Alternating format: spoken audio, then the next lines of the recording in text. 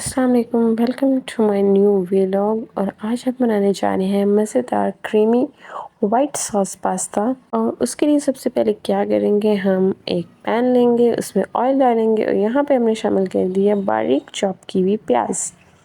اچھا، پیاز جو ہے آپ نے باریک باریک کٹ کرنی ہے، زیادہ بڑی پیاز نہیں کٹ کرنی۔ اور اس کو ہم کر لیں گے مکس، اور ہم نے اس کو براؤن نہیں کرنا کیونکہ ہم بنانے جا رہے ہیں پاستا، تو براؤن پیاز نہیں چاہیے ہمیں۔ پیاز جو ہے ہلکا سا فرائی کرنے کے بعد 1 سے 2 منٹ کے بعد ہم اس میں ایڈ کریں گے ½ ٹیبل اسپون گارلک، باریک چاپ کیا ہوا یا ہلکا سا کوٹ لیں آپ۔ یہ ایڈ کرنے کے بعد اس کو 1 منٹ تک اس میں پیاز کے ساتھ فرائی کریں گے۔ اور اس کے بعد جو ہے ہمیں چکن ایڈ کرنا ہے۔ چکن آپ ویسے بھی پیسز میں کٹ کر کے بھی ایڈ کر سکتے ہیں اگر بوائل ہوا نہیں ہے۔ میرے پاس بوائل ہو کے رکھا تھا تو میں نے اس کو اس طرح 1 بائٹ جتنا سپریٹ کر کے اس کو اس میں ایڈ کر دیا ہے۔ اچھا، یہ ایڈ کرنے کے بعد اس کو مکس کریں گے، تھوڑا سا جو چکن ہے فرائی کریں گے تاکہ جو ہے اس میں کرسپینس آ جائے۔ اور اس کے بعد ہم اس میں ایڈ کریں گے ٹماٹر جو ہیں وہ میں نے جو 2 اسمال ٹماٹر تھے میں نے اس کو باریک چاپ کر کے رکھا ہے، اور وہ اس میں ایڈ کروں گی جیسے ہی میرا چکن فرائی ہو جائے گا۔ چکن جو ہے فرائی ہو چکا ہے اور اس میں باریک ٹماٹر اور صرف 2 سبز مرچیں جو ہے میں نے باریک کٹ کرنی تھی ایڈ کروں گی۔ اگر آپ کا تو چکن بوائل نہ ہوا ہو تو اس میں پانی ایڈ کر کے چکن کو جو ہے آپ بوائل کریں گے یا گلائیں گے، لیکن اگر میرا چکن آلریڈی بوائل ہے تو صرف ٹماٹر جو ہے اس میں اپنا پانی بھی چھوڑیں گے۔ اس کے علاوہ تھوڑا سا پانی ڈالوں گی میں تاکہ جو ٹماٹر ہے وہ اچھے سے گل کے اس میں ایبزارب ہو جائیں، وہ ایک گریوی کی فارم میں آ جائیں۔ تو اب ہم اس میں ایڈ کریں گے اسپائسز، اور اسپائسز ہوتی ہیں اپنے ٹیسٹ کے اکارڈنگ۔ اگر آپ کو پاستا زیادہ اسپائسی پسند ہے، ویسے پاستا اسپائسی ہی اچھا لگتا ہے تو آپ اس کے اکارڈنگ ایڈ کریں گے۔ کالی مرچ ایڈ کی ہے، ریڈ فلیکس ایڈ کی ہے، موٹی کوٹی ہوئی سرخ مرچ ایڈ کی ہے، اور اس کے ساتھ جو ہے اوریگانو ایڈ کروں گی، ساتھ میں جو ہے نمک اکارڈنگ ٹو یور ٹیسٹ، جتنا بھی نمک چاہیے ہوگا آپ کے پاستا کے کوانٹٹی کے اکارڈنگ اتنا ایڈ کر لیں۔ یہاں پہ پاستا جو ہے مکمل طور پر ریڈی ہو چکا ہے، ٹماٹر جو ہے اچھی طرح گل چکے ہیں اور مکس ہو گئے ہیں۔ اس پہ میں نے ایڈ کر دیا ہے کیچپ۔ کیچپ کوئی بھی یوز کر سکتے ہیں، ریڈ چلی کیچپ یوز کر لیں یا آپ نارمل کیچپ یوز کر لیں۔ اس پہ ایڈ کر رہی ہوں ہلکا سا اوریگانو، اور اس کو مکس کر کے اس کو 1 منٹ صرف پکاؤں گی، اور اس کے بعد جو ہے میں اس کو ٹھنڈا ہونے کے لیے سائڈ پہ رکھ دوں گی۔ پھر ہم نیکسٹ اسٹیپ کی طرف جائیں گے۔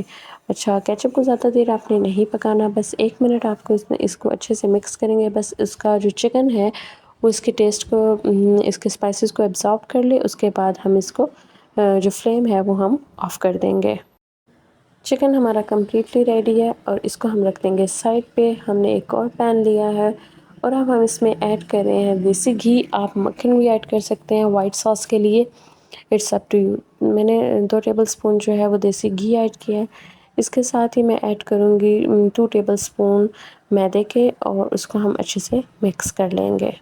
میدا جو ہے آپ 1 سے 2 منٹ اس گھی میں پکائیں گے، اور اس کے بعد 1.5 کپ جو ہے 1.5 کپ جو ہے میں دودھ ایڈ کروں گی، اور دودھ کے اندر جو ہے پھر ہم تھوڑی سی اسپائسز ایڈ کریں گے، اور اس کے ساتھ تھوڑی سی چیز ایڈ کریں گے تاکہ وہ چیزی جو کریم ہے وہ تھوڑی سی چیزی اور تھک ہو جائے۔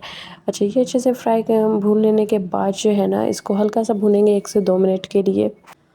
اور یہاں پہ میں نے اس میں دودھ ایڈ کر دیا، اور ساتھ میں اسپائسز بھی ایڈ کر دیے ہیں، ریڈ فلیکس ایڈ کیے ہیں، اور جو ساتھ میں کالی مرچ تھوڑی سی ایڈ کی ہے، نمک ایڈ کیا ہے، اوریگانو ایڈ کیا ہے، اور دودھ جو ہے وہ آپ آہستہ آہستہ ایڈ کریں گے تاکہ یہ جو ہے اچھے سے مکس ہو، اس میں گٹلیاں نہ بنے۔ اور اس کو ساتھ ساتھ ہی آپ ایڈ کرتے جائیں گے اور ساتھ ساتھ مکس کرتے جائیں گے۔ اس سے کیا ہوگا کہ آپ کا جو ساس ہے بہت زیادہ کریمی بنے گا، اس میں کوئی بھی جو ہے میدا جو ہے وہ باقی نہیں ہوگا، وہ اچھے سے مکس ہو جائے گا۔ وائٹ ساس آلموسٹ ریڈی ہو چکا ہے۔ اب ہم اس میں ایڈ کریں گے موزریلا چیز۔ میں اس میں کدوکش کر رہی ہوں، تھوڑی سی موزریلا چیز ایڈ کر کے اس کو اچھے سے مکس کر لیں گے، اور اس کے بعد ہم مین پروسیس کی طرف جائیں گے۔ پاستا میں نے آلریڈی بوائل کر کے رکھا ہے، پانی میں نمک اور 1 ٹی اسپون جو ہے میں نے آئل ایڈ کیا تھا، اور اس کو بوائل کر لیا۔ یہاں پہ پاستا جو ہے بوائل ہے، آپ کوئی بھی پاستا لے سکتے ہیں، ضروری نہیں ہے کہ کوئی اسپیسیفک پاستا چاہیے، کسی بھی شیپ کا جو بھی آپ کو پسند ہے۔ اس میں اب ہم ایڈ کریں گے اپنا وائٹ ساس جو ریڈی ہو چکا ہے، اس کو ایڈ کریں گے، اور آپ دیکھ سکتے ہیں کہ یہ کتنا تھک کتنا کریمی ہے۔ یہ سارا پاستا اس میں ایڈ ہوگا، اس کے ساتھ جو ہم نے چکن ایڈ کر کے رکھا تھا ہم وہ ایڈ کر دیں گے اور ان سب چیزوں کو ہم اچھے سے مکس کر لیں گے۔ ساری چیزیں اچھے سے مکس کر لیں گے۔ آپ اس کو لیئرز کے فارم میں بھی پین کے اندر لگا سکتے ہیں، بٹ اس میں یہ ہے میں اس میں مکس اس لیے کر رہی ہوں تاکہ جو ٹیسٹ ہے وہ اچھے سے ہر چیز کا آپس میں بیلنس ہو جائے۔ تو تینوں چیزیں مکس کرنے کے بعد جو ہے پین ریڈی ہے، اس کے اندر ہم ایڈ کریں گے ساری یہ ہمارے پاستا جو ہم نے ریڈی کیا، وائٹ سوس اور اس کے ساتھ جو چکن وغیرہ تھا سب اس میں ایڈ کر دیا۔ اب ہم جائیں گے اس کی فائنل لک کی طرف، اور میں اس کو اوون میں نہیں بیک کر رہی، بغیر اوون کے کر رہی ہوں۔ تو میں نے آلریڈی ایک دیگچہ، ایک بڑا پتیلا جو ہے وہ فلیم پہ رکھا ہوا ہے گرم ہونے کے لیے، وہ گرم ہو چکا ہے۔ جب تک میں اس کی فائنل لک ریڈی کروں گی اور وہ مزید اچھے سے گرم ہو جائے گا تو اب ہم اس کو بیک کریں گے۔